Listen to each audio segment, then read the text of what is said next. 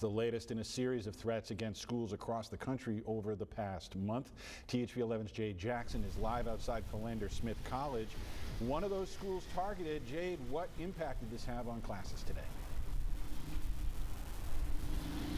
Well, guys, both Philander Smith and Arkansas Baptist College were closed until noon today until authorities can clear them for any threats. Now, thankfully, nothing was found, but it's these type of threats that impact everyday life on campus. I think about what happened in the 1950s and the 1960s, where you had, the 4 little girls that lost their lives in the church in Alabama. That wasn't a bomb threat. That was actually a bomb. Social activist Edmund Davis says historically African Americans have been targets of intimidation within their own spaces. There's 101 HBCUs, which constitutes about only 3% the total amount of students that are in college.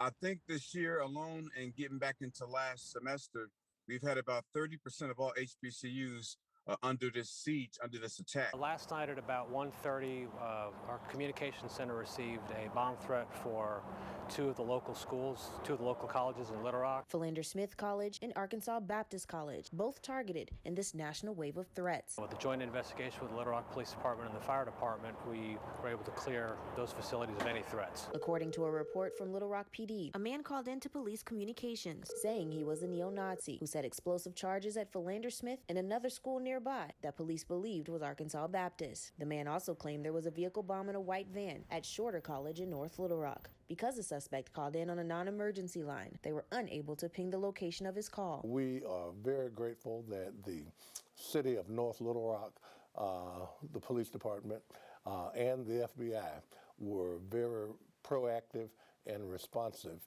to come out and conduct a preemptive bomb sweep on the campus. The FBI told THV11 that they're aware of the series of threats to HBCUs across the country. They're working closely with Little Rock Fire and Police and ensuring investigations are done thoroughly and deliberately. Until then, Davis says, violence or not, the threats are a reminder that marginalized groups are still being targeted. We've come a long ways from the 1950s and 60s. However, we still have a long way to go when it comes to disturbing venues such as this.